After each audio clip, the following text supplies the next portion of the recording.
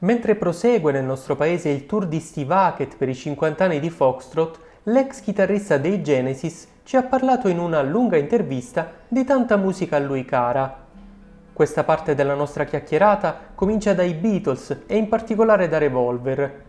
Steve Hackett si sofferma poi sui suoi tanti impegni e ricorda anche i suoi amici fraterni della scena prog che purtroppo non ci sono più. Il chitarrista racconta inoltre di quando da bambino ha iniziato a suonare l'armonica e interessarsi al blues. Infine ricorda quanto sia stato importante vivere a Londra negli anni 60 per la musica che ha potuto incontrare e ascoltare dal vivo in quel periodo, prima di entrare a far parte dei Genesis, un gruppo figlio dei Beatles, secondo quanto dichiarato anche da John Lennon.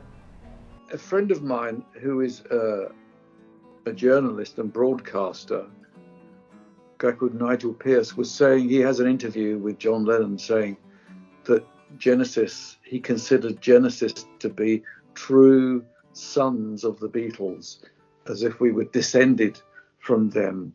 And that was something that only really came to light in more recent years of that. But he says he has a tape of an interview given in Florida, talking about this. So he used to get all the albums from Nursery Crime sent over to New York. And of course, the Beatles are still very much in living memory for us. I'm watching the Get Back movie and all of that. And I find it extraordinary what they managed to do. I mean, I had some friends over last night. We were talking about music. And they said, "Have you got Revolver?" And I said, "Yeah, okay." So we were having dinner and we were listening to Revolver at the same time. And it seems to transcend its time period. 1966 feels like today because the experiments are so extreme. You know, the first arrival of backwards guitar and the band using string quartet, and the effects, tape loop. It's so far advanced, it's a quantum leap compared to anything that went before it. So the race seemed to be on from then on. So they seemed to relax and intensify at the same time. And I was saying to my friends, the album is called Revolver, but it might as well be called Evolver because it had evolved to such a degree that pop music was never the same afterwards. There was the chance to subscribe to world music with the Indian musicians, the birth of psychedelia with backward sounds, and experimentation with that was important. So, but where we differed was the fact that the Beatles had given up doing live shows for their own self-protection, I think. And but the music that we were crafting around about that time, 1972, just 60 years after Revolver, was designed to be played live. The mellotron was an important part because you could sound like an orchestra, you could sound like a church, you could sound like a time machine. We hadn't got a synthesizer at that time, so the synthesizer was the guitar, really. You could do that, you could use vari-speed, you could do various things, but the idea that this music should be performed live was very important. Unfortunately, we didn't get to play all of it, but that's where I come in today to pay homage to that, to honor the music at that time. I'm not slowing down. It's been the busiest year for me ever, fulfilling these things because of COVID. So many gigs were put into the same year. Australia, New Zealand, Japan. I visited so many countries this year. It's been just incredible. And we go back after Italy. We go back to Canada and the United States, and then I get a break at Christmas, which is something I need to do to record new material. I have two or three things recorded for a new album, and I'm writing every day. So when I'm at home, I'm writing. If I'm on the road, I've got a book out, writing down ideas. So I work with the pen, I work with the guitar. I'm just busy the whole time, and I'm so happy to still be functioning at peak right now. And that's really great when I see friends retiring and dying, and it becomes ever more important, to still be in the marathon, still be in the game, as it were. So I guess it's all about the guys who are still in the game, and to pay homage to those who are no longer in the game or can't be.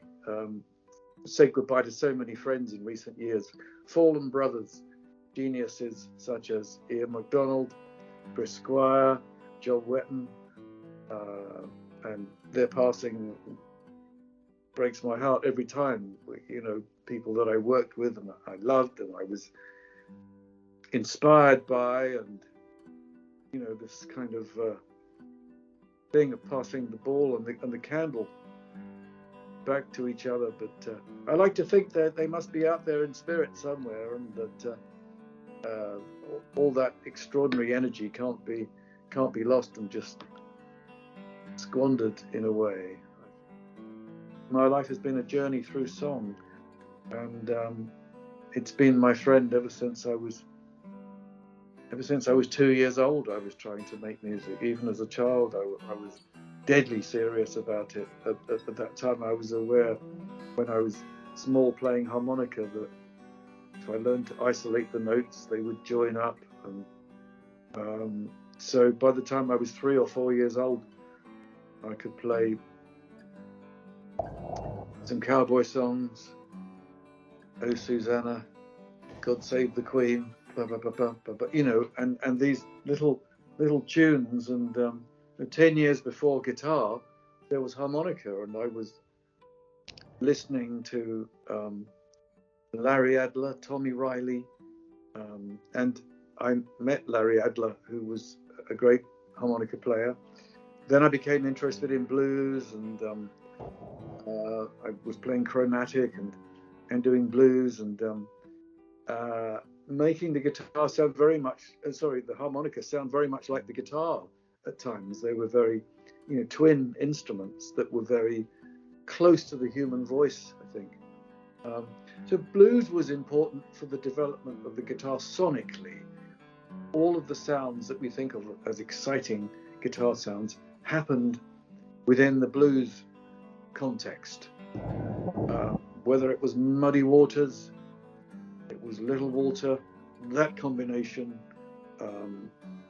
doing things, overdriven guitar, overdriven harmonica. All the British guys who picked up on the music from the black performers. Early examples: Brian Jones, Eric Clapton, Peter Green, Jeff Beck. We had so many, Jimi Hendrix. We had so many in London at a certain time. London seemed to be the centre of guitar development, and I lived in the centre of London, so sometimes I would see these guys. For me as a young boy, it was extraordinary to see one of the Rolling Stones walking down the street. So it was everything I wanted to do. And the 1960s, I think, was a very exciting time to be around. So I was born halfway through the last century, 1950, 10 years after John Lennon. So yes, as he said, we were influenced. We were sons of the Beatles, of course. They were, if not they were of our family. They were our older brothers. They wrote wonderful songs. So I think what defines Genesis also is not just the musicianship, but the idea of being able to write good stuff. So it was a school of writers, and that's why the music has survived, I think. and not because of the personalities and the props and all the rest. I think it's the writing is the same. You know, any music that survives that long has to be because it's written well. So many tribute bands, so many ways of interpreting it.